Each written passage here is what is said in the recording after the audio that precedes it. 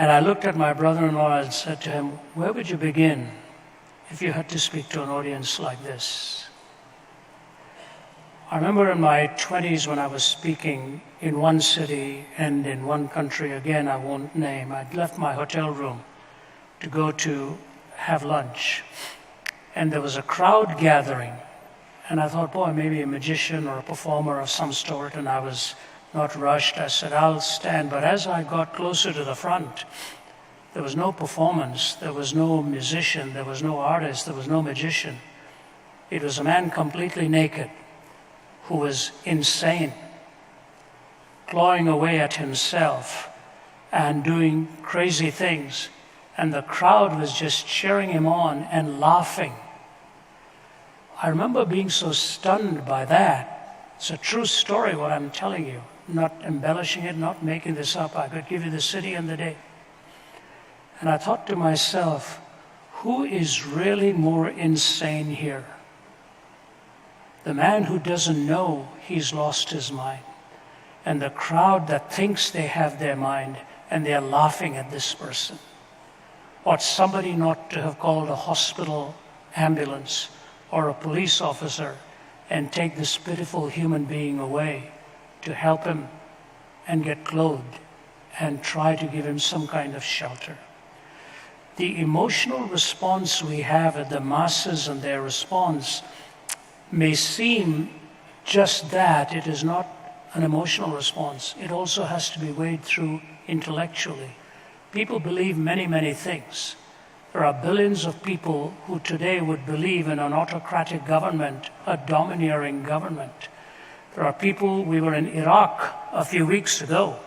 We were having lunch with a man who was involved in killing people.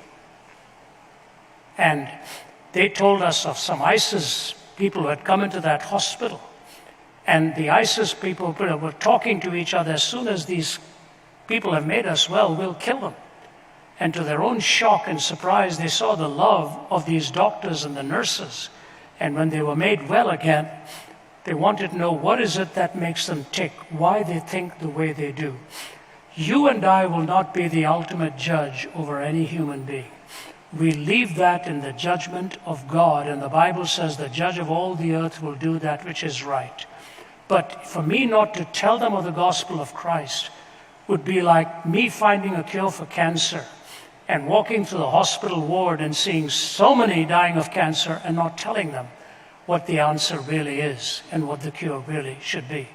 That's why the answer Jesus himself gave was willing to be crucified and willing to be laying down his own life and to die on the cross, because what we need more than anything else in this world is the twin realities of grace and truth. Grace and truth. And that's the gospel message we take to the world.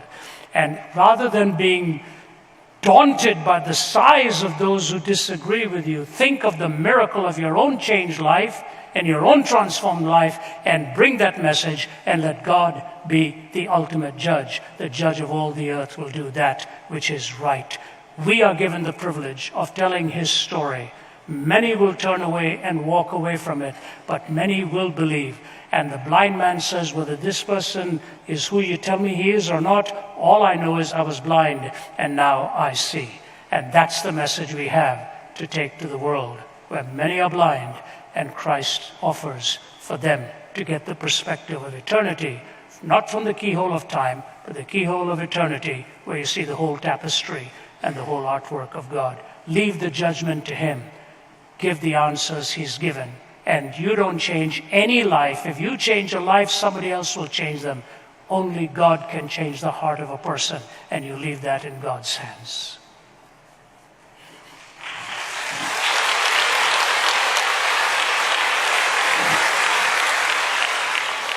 Just to add a couple of thoughts on the tail end of that. I was one of those people, by the way. For the longest time, I came from a completely different worldview. Yes, I was a theist. I actually believed that God existed, but I very much did not want the gospel message to be true for a long time. It took me 9 years from the time I first really began to look at what the Bible had to say about who Jesus was, and coming to look at all the evidence, scientific, existential, philosophical, theological, 9 years. And the reason isn't because the answers were hard to find. The reason is because the answers were hard to embrace. There's a consequence to belief. I think we often forget this. I think in our hyper-rationalistic worldview, sometimes when we think about there are clear arguments, there's beauty in the words and all these things, that people come to these things with a blank slate, that they come wanting to believe the truth. They often, the case is that people don't always do that. I can identify with every single person like that. I can name off and rattle off not just religious people who have these issues, but even irreligious people who claim to say, oh, the evidence is what leads me away from God because there's no evidence in these kind of things. When you think about what Thomas Nagel wrote, and many of you maybe have read the words of Thomas Nagel, I think a very forthright and open and honest skeptic, professor of philosophy at New York University, he said, I want atheism to be true, and I'm made uneasy by the fact that some of the most intelligent and well-informed people I know are religious believers. It's not that I disbelieve in God and naturally hope that I'm right in my beliefs, it's that I hope there is no God. I don't want there to be a God. I don't want the universe to be like that. So when you look at that kind of desire, and you come to someone and you say, John 3:16, or the whole corpus of Scripture, whatever it might be, and you say, how come the beauty of these words would overpower a desire like that? I think the answer lies in the fact that, I remember a song that was written by a very famous person who's passed away since, and he asked the question, how beautiful do the words have to be before they conquer every heart? And the answer is simply this: there are no words as beautiful as possible to overcome someone's free will. It was because people didn't despair, although it can be quite despairing, about the power of these words and the power of this truth, that they kept at it for 9 years, almost a decade. And I'm thanking God that they actually did persist, despite the fact that it didn't seem like the words were beautiful enough to convince. But they are there, and they actually do prick the heart, the conscience of someone who doesn't want to believe, whether it's from a religious worldview or a non-religious worldview. And all I would say is this, is that, as Ravi said, it's not us who does the convincing. It's the words, but also the power, I think, of the Spirit of God working in someone's life to point into something that matters to them. I think part of the reason why we don't see conversion is because we say, this is the truth, you are just wrong about this is the truth. As opposed to saying, this is the truth, and it speaks to you specifically. When the Apostle Paul says, let your speech always be gracious as though seasoned with salt, so you may know how you ought to answer each person. He's not telling you to answer a question. He's saying you ought to answer each person, because people need answers and questions don't. So I think sometimes we get a little too cerebral in our responses because we're answering questions, forgetting that there's a person behind the question itself. And how they react to that is up to them, and God gives them the dignity to reject or accept what he has to offer. So it's the power of the word, but it's also the reality of human will. And I'm a living testimony to the fact that sometimes there are loggerheads, and sometimes they get resolved. Great question, thank you.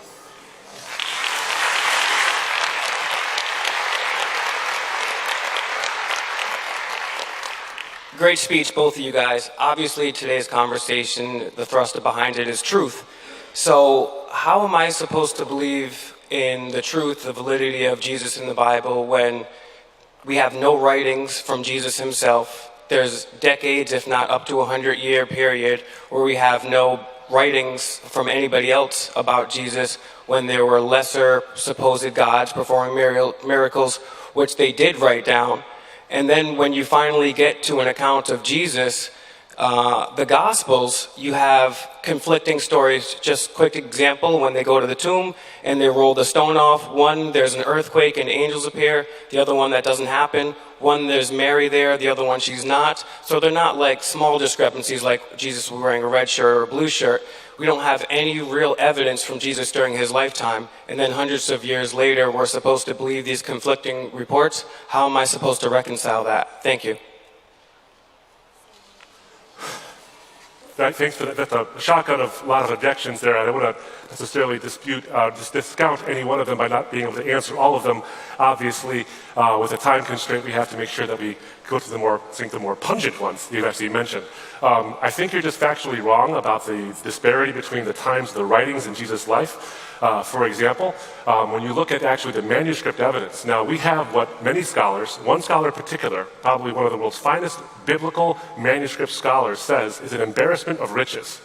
In fact, most people, Gospel of John, good example, Gospel of John is the last gospel written. No one disputes that. Many thought it was written in the 200s AD, long after Jesus' death. And so there's all this presumption about how the Gospel of John is theological, it's legendary embellishment, there's no possible way this could actually record the life of Jesus. Obviously, it's just someone's theological reflection after the church gets established. But then they find this little postage stamp sized fragment of the Gospel of John, chapter 18. In fact, the very verses Ravi quoted when he talks to Pilate and he says, whoever's on the side of truth listens to me, is on this little fragment. The fragment itself is dated between 90 AD and 125 or 150 AD. That's the fragment. And it's a copy of a copy of a copy. Now, of course, as you know, copies come after originals. That's kind of how it works. So if the fragment of the Gospel of John, the very last Gospel written, is a copy of a copy of a copy, and that's written between 90 and 125 or maybe 150 AD. That means the originals are even earlier than John. Now, if John is the last gospel written, and Luke and Matthew are written prior to him, then that means that they are written prior to 90 AD or so. They draw, in fact, Acts is a book that's a sequel to Luke. So if you follow the sequence backwards, you have John, not written in the 200s, easily written within the first century. Then you have Luke and Acts is the sequel to Luke. What's interesting about Luke is you look at what Gospel Luke records. Amongst the manuscript evidence is great evidence for the early dating of Luke. But you look at what it records, and it actually follows in not the Gospel of Luke, sorry, the book of Acts, which Luke wrote. It records the life and times of essentially the apostles after Jesus' ascension. Its focus is particularly on Paul. It talks about his shipwrecks, talks about his whipping, talks about his beating, talks about his persecutions. You know what it leaves out? His death. Conspicuously absent is his death. We know when he died, AD 64. He was beheaded by the emperor. So what does that tell you about when Acts was written? If Luke left out the single most important event to culminate Paul's ministry, then we have to assume, at least it's reasonable to assume, that Luke was written before AD 64. Sorry, Acts was written before AD 64. If Acts was written before AD 64, and Acts is the sequel to Luke, that means Luke was probably written in the 50s. If Luke was written after Mark, that means Mark was written in the 50s or in the 40s. Jesus dies in 33. So it's definitely not hundreds of years later, not even close. We're finding earlier and earlier manuscripts. In fact, one scholar friend of mine said this about the accuracy of what the Bible actually records. He's a biblical scholar, a prestigious guy. He does a lot of writing, a lot of speaking. He says, you know what archaeologists do when they go to look in the ancient world, in the Middle East, to find out where thus and such or this thing is? The first book they look at is the Bible. Secular archaeologists look at it. So we have this, I think, an impressive corpus of material that's very early dated to the time of Jesus. And it's written, I think, by eyewitnesses. The question you have to ask yourself, and I have to ask myself, I'm not singling you out, I think everybody in this room has to ask. You can ask the question two ways. Why should I trust the Bible? Or, why should I trust the Bible? So there's questions with the exact same wording, but I think different views on it. There's a skeptic who is somebody who believes something, who won't believe something until there's enough evidence, which is natural. Then there's a cynic who doesn't believe even when there is. And I would suggest to you, take that skeptical view and look at the evidence, and I think it'll actually answer your question of why. Thank you so much for your question.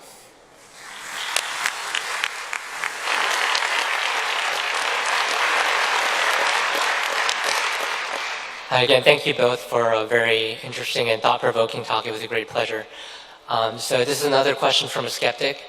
Even if we grant that we are living in a world where we lack a fixed anchor of truth, I think it's a whole nother matter, whole nother task to show that Christian faith is the exclusive means to that faith.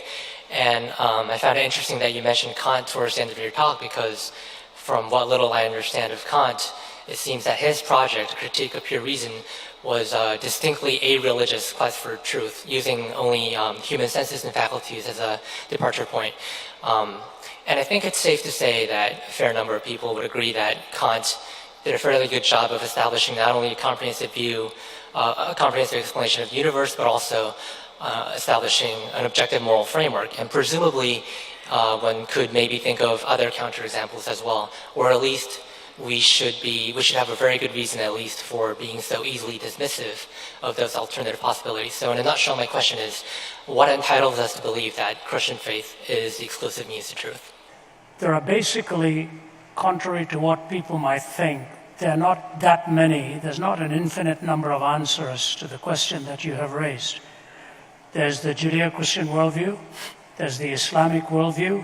There are the pantheistic worldviews, Hinduism, Buddhism, Jainism, and many of the other isms that are takeoffs on that have a pantheistic backdrop to it, where every life is a rebirth and the karmic law is at work. And so whether you take Hinduism, Buddhism, Sikhism, whatever, they believe in at least two things that they all hold on to, that every birth is a rebirth and every birth is a payment for your previous life. So the karmic law and the reincarnation law hold true in most of the pantheistic frameworks. You've got two very contrary views in the monotheistic worldview, the Judeo-Christian worldview on one side of it and the Islamic worldview on the other. We often think all religions are fundamentally the same and only superficially different. It's actually the opposite is true. They are fundamentally different and at best only superficially similar. Even the golden rule is not the same in Confucianism as it is in the words of Jesus Christ. So while your question is the most important one, the Judeo-Christian worldview, I think, has the answer for what you are asking. Your worldview is a set of lenses through which you look at reality. Whether you think about it or not, you're always looking through those lenses. And that worldview has been framed by answering four questions. The question of origin, meaning, morality, and destiny. Four questions: origin, meaning, morality, and destiny. What are you looking for? The one question you're looking for is the answer to the truth. What is the truth? How do you come to the truth? Philosophy will tell you there's the correspondence theory and the coherence theory. Statements you make about specific answers have to correspond to reality, and when all of those answers are put together, there has to be a coherence to these answers. If there's a systemic contradiction, you will pick it up immediately. Looking for truth, correspondence, coherence. How do we arrive at it? Logical consistency, empirical adequacy, experiential relevance. That's the way the classic points of testing have gone. Logically consistent, empirically adequate, and experientially relevant. Truth, correspondence, coherence, logical consistency, empirical adequacy, experiential relevance.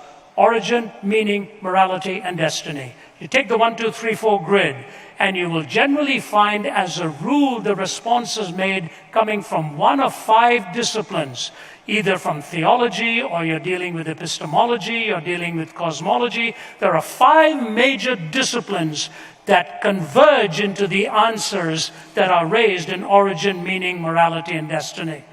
Why is it that Jesus Christ is so exclusive and unique? And in talking about the scriptures, to the gentleman who asked that fine question earlier, right in the time of Jesus, in the very time of Jesus, the entire gospel was captured in one hymn. It is the earliest complete gospel we have. Interestingly enough, in a hymn that they sang, Paul repeats it, who being in the form of God, thought it not robbery to be equal with God, made himself of no reputation, took upon himself the form of a servant, being found in fashion as a man, he humbled himself and became obedient unto death, even the death of the cross. Wherefore God also has exalted him and given to him a name that is above every name, that at the name of Jesus every knee shall bow and every tongue shall confess that Jesus Christ is Lord, to the glory of God the Father. That was the earliest fragment they found. That's why the Bible talks about how they sang to each other in spiritual songs.